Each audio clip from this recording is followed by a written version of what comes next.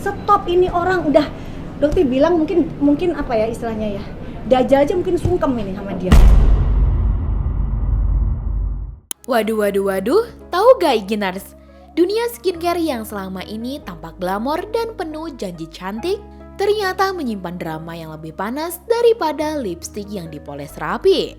Di balik serum mahal, masker eksklusif, dan klinik estetika yang mewah, ternyata ada drama hukum yang bikin semua orang buka mata.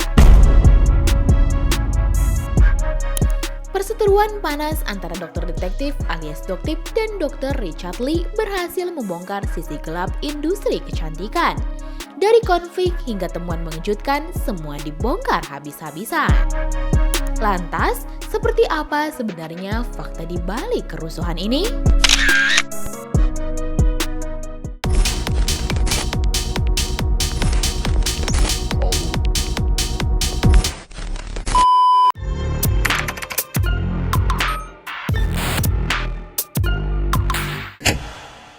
Industri skincare di Indonesia memang selalu penuh drama, dari harga yang fantastis hingga janji-janji ajaib yang kadang terdengar terlalu bagus untuk menjadi kenyataan. Di tengah gemerlapnya dunia ini, satu perseteruan menonjol dan menarik perhatian. Apalagi kalau bukan konflik antara Dr. Samira Farahnas alias Doktip dengan Dr. Richard Lee, dokter estetika sekaligus pengusaha produk kecantikan. Perseteruan ini bermula ketika Doktip menyenggol praktik klinik dan produk Richard Lee yang dianggap bermasalah. Pada 2 Desember 2024, Doktip melaporkan Richard Lee ke Polda Metro Jaya atas dugaan pelanggaran perlindungan konsumen dan aturan di bidang kesehatan. Tak tinggal diam, pada awal 2025, giliran Richard Lee melaporkan Doktip ke Polres Metro Jakarta Selatan atas tuduhan pencemaran nama baik. Namun siapa sangka, proses hukum yang dibuat oleh Dr. Richard Lee ternyata lebih cepat. Doktip lebih dulu ditetapkan sebagai tersangka pada 12 Desember 2025. Sementara itu, Dr. Richard ditetapkan sebagai tersangka pada 15 Desember 2025. Doktip menyebut perlu waktu kurang lebih 1 tahun untuk membuat Richard menyandang status baru. Nama DRL yang sudah ditetapkan menjadi tersangka atas laporan Doktip yang dilakukan di 2 Desember 2024. Untuk menetapkan tersangka di satu manusia ini ya membutuhkan hampir lebih dari 1 tahun. Ketegangan meningkat ketika Polres Metro Jakarta Selatan mencoba memediasi kedua pihak pada 6 Januari 2026. Namun, hal itu ditolak mentah-mentah oleh dokter yang kerap tampil mencolok ini.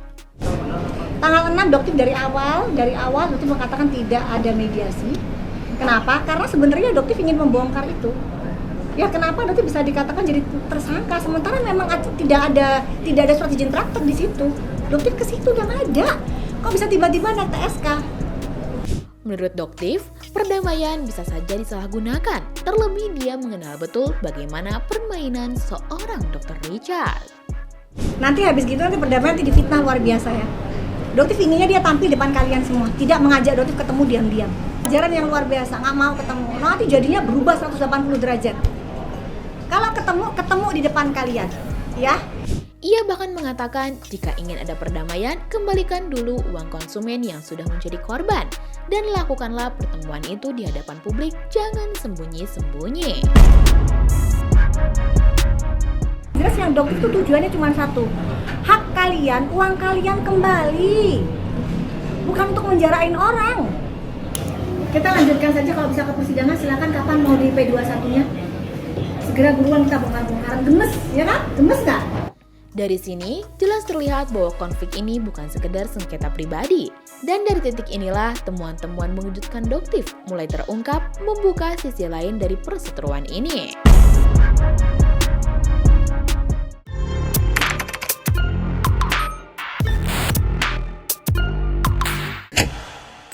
Sorotan kemudian bergeser pada temuan-temuan mengejutkan Doktif yang menjadi inti dari konflik sengit ini. Saat mengunjungi klinik Athena di Palembang sebagai pasien resmi, Doktif berkeliling ruangan dan tidak menemukan papan SIP yang seharusnya dipajang sesuai regulasi Kementerian Kesehatan. Hal itulah yang menjadi dasar tuduhan Doktif bahwa klinik Richard Lee beroperasi tanpa izin praktik yang jelas. Tapi meski begitu Igenars, pihak Dr. Richard pernah mengklaim SIP dipasang di lantai 2. Ya bener, aturannya pasang ya pasang. Jangan ngeles, saya pasang di lantai 2. Terus kamu pikir pasien yang datang suruh naik ke atas gitu, suruh ngeliat. Bahkan dokter yang di situ juga nggak tahu kamu punya surat izin praktek. Berhenti DRL, berhenti melakukan kebohongan, melakukan apa istilahnya namanya ngeles dengan kalimat seperti itu. Stop! Memuakkan sekali loh apa yang kamu lakukan itu di matanya Doktif, sangat memuakkan sekali. Lebih dari itu, Doktif mengungkapkan beberapa dugaan praktik bisnis yang merugikan konsumen seperti mini stem cell yang dijual belasan juta rupiah. Dengan pengalaman 19 tahun di dunia estetika, Doktif membandingkan bahwa harga stem cell asli biasanya berada di angka ratusan juta rupiah. Itu bukan stem cell, ya itu adalah secretum yang biasanya di klinik dijual dengan harga 1.500.000, dia jual dengan menggunakan nama mini stem cell 15 juta. Berapa kerugian pasien klinik kami? Kembalikan semua. Ia juga menyoroti produk whey tomato yang berdasarkan temuan Doktif justru tidak mengandung tomat putih sebagaimana klaimnya. Produk DNA salmon juga ikut disorot. Doktif menemukan indikasi bahwa produk tersebut tidak steril. Jadi gini, yang untuk DNA salmon itu adalah tidak steril. Apakah mungkin Doktif yang ngerti? Ya, Doktif ngerti ini produk sudah nggak steril digunakan di muka. Kan nggak mungkin. Dan seorang dokter melakukan itu.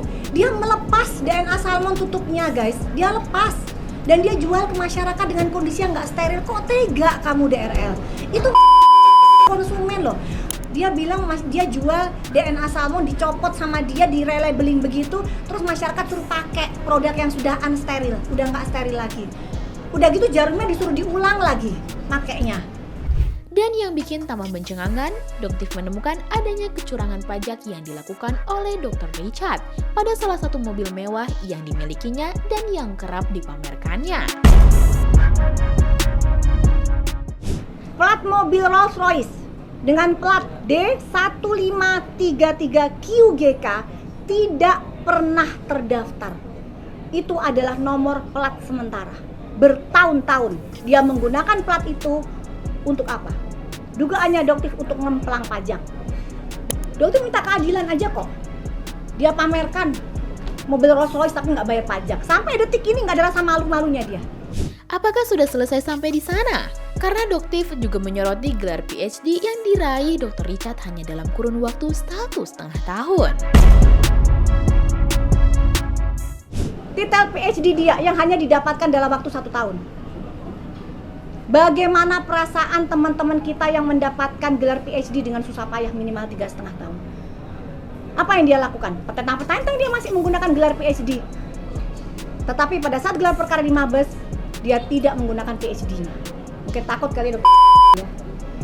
Karena dia tidak akan bisa. Tapi apa sanksinya di masyarakat, di pemerintah? Nggak ada kan? Orang mau pasang titel palsu juga nggak ada sanksinya di Indonesia gini. Temuan-temuan inilah yang menjadi alasan Doktif menutup pintu damai meski sudah ada iming-iming bayaran dari pihak Richard Lee. Ya, itu ada. Ada. Ya, apa sih isinya kalau boleh tahu? Ya berusaha untuk damai, berusaha untuk memberikan sejumlah uang pada Doktif. Bukan gimana caranya kalau ada damai seperti itu ungkapan. Jadi itu ada sejumlah materi yang ditawarkan. Ya melalui beberapa orang lah. Jadi dia memang, tapi yang Doktif tekankan kembalikan bukan uangnya itu ke Doktif. Kerugiannya Doktif paling berapa sih? Tapi kan masyarakat ratusan miliar. Gitu. Doktif menegaskan proses hukum yang transparan adalah satu-satunya jalan.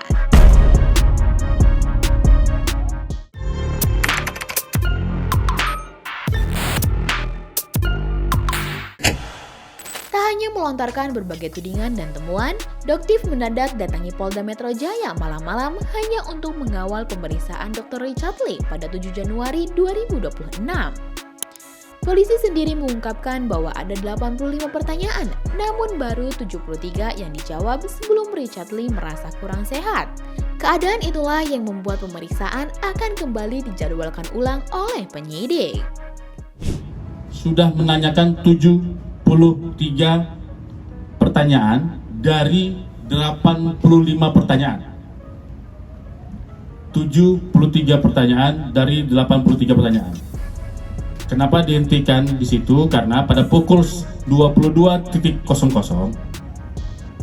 untuk saudara dengan inisial RL pada saat mendekati pukul 22.00 merasa kurang enak badan. Penyidik memutuskan bahwa pemeriksaan dihentikan saat ini di pertanyaan 73 tadi, dan nanti akan dijadwalkan kembali untuk melanjutkan pertanyaan sampai ke pertanyaan 85 yang akan dijadwalkan minggu depan. Dan di saat yang sama, kepolisian memutuskan untuk tidak menahan Dr. Richard karena dinilai sangat kooperatif dan tidak terindikasi akan melarikan diri. Ya, belum dilakukan penahanan terhadap yang bersangkutan. Karena penilaian dari penyidik hingga pada saat ini masih kooperatif dan masih kapanpun diminta kehadirannya oleh penyidik, yang bersangkutan masih bersedia untuk hadir kapanpun oleh penyidik. Sementara itu, Dr. Richard tampak menghindari awak media usai melakukan pemeriksaan. Dengan wajah lelah, ia tak mau menjawab satupun pertanyaan dari media. Sedikit aja pemeriksaannya gimana dok? Sedikit aja dok. Pemeriksaannya tadi seperti apa dok? Gimana dok? Seperti apa tadi pemeriksaannya dok? Boleh dong, sedikit aja dok. Kondisinya gimana tadi katanya sakit? Kan kalau ketemu saya gimana dok? Bang J, pemeriksaannya seperti apa? Sudah tersangka seperti apa dok? Dokter yang menonton hal itu tentu bereaksi keras dan menyebut Dr. Richard tidak punya keberanian, hanya berani melalui media sosial. Dia nggak nyapa, saya manggil dia tanya. Richard, saya panggil dia kemana gitu. Kok nggak berani, ya kan? Ya, oke. Sampaikan ke dia, nggak ada. Sedikit dok. Pengecut kan, kalian bisa lihat betapa cowardnya, ya. Doktif sebagai wanita hadapin dia lari tunggang langgang begitu menghadapi Doktif. Tapi di medsos, luar biasa kencengnya dia di medsos. Pada akhirnya, tidak ada yang benar-benar tahu kemana arah cerita ini akan bermuara. Di satu sisi, proses hukum terus berjalan, laporan saling berbalas, dan publik tak pernah kehabisan bahan untuk berspekulasi. Dan seperti drama berkepanjangan, keduanya sama-sama punya alasan untuk tetap bertahan. Lantas, bagaimana menurut kamu Iginers? Apakah keduanya akan berakhir di jeruji besi? Atau justru hanya salah satu dari mereka? Coba tulis pendapat kamu di kolom komentar ya! Jangan lupa subscribe, like, dan share video ini supaya makin banyak yang tahu sisi lain dari berita yang viral.